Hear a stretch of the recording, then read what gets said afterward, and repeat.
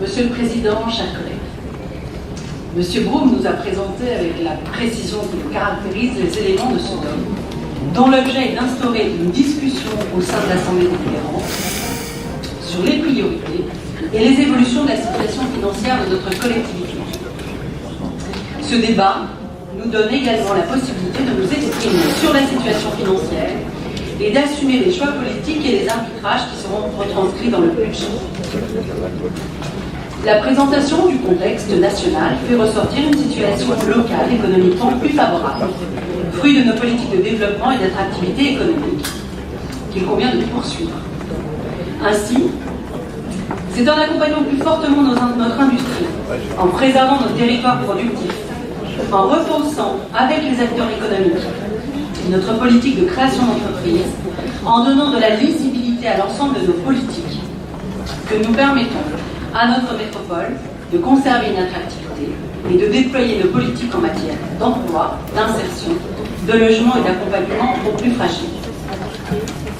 La contractualisation avec l'État, dans la ligne des marges de manœuvre initiées au début du mandat, nous contraint à poursuivre nos efforts en ce sens, pour ne pas sortir du cadre des 1,19% d'évolution annuelle des dépenses de fonctionnement.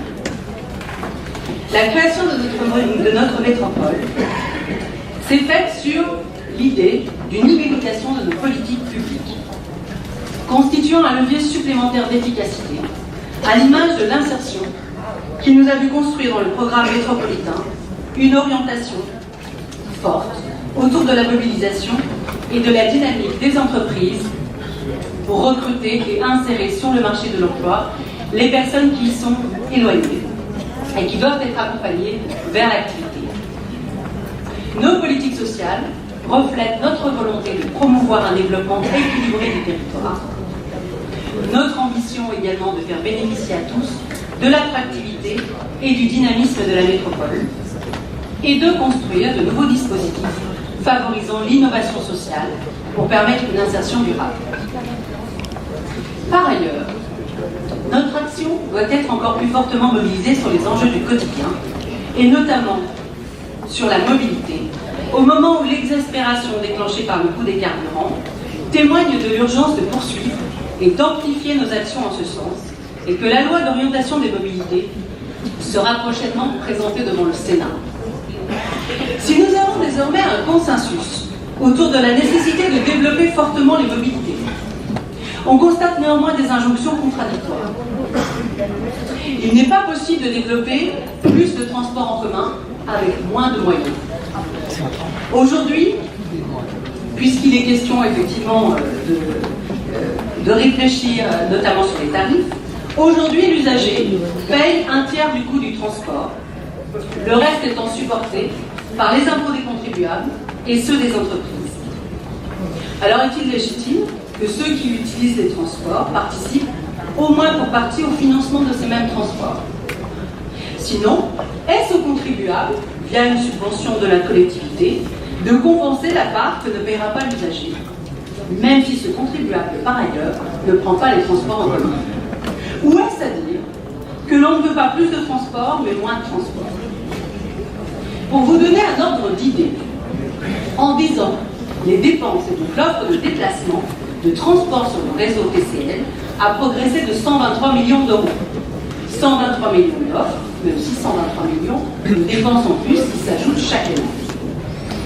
Le prochain comité du Citral verra là encore l'offre renforcée significativement, avec en plus un effort supplémentaire assumé par notre délégataire à notre demande.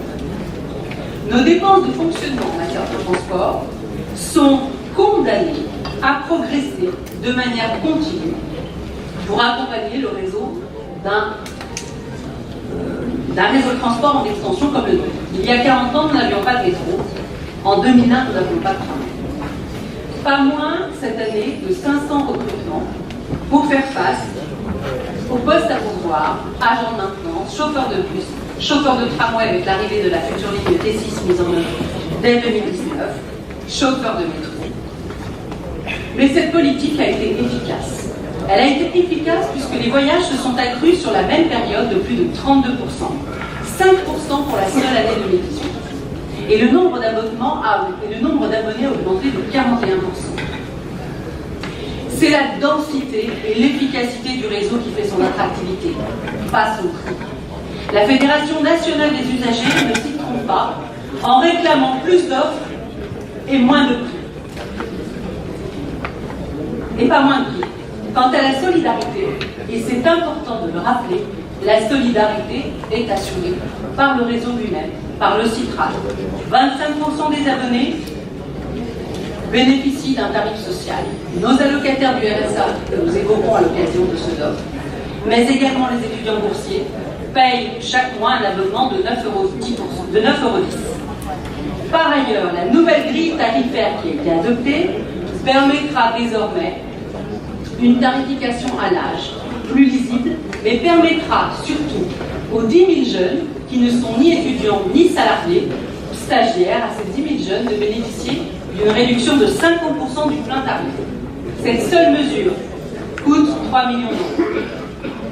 Notre stratégie d'acquisition de matériel roulant et notamment de bus propres, 300 bus propres à 2025, mobilise un budget de 200 millions d'euros qui permet également d'accompagner le matériel roulant et les dépôts.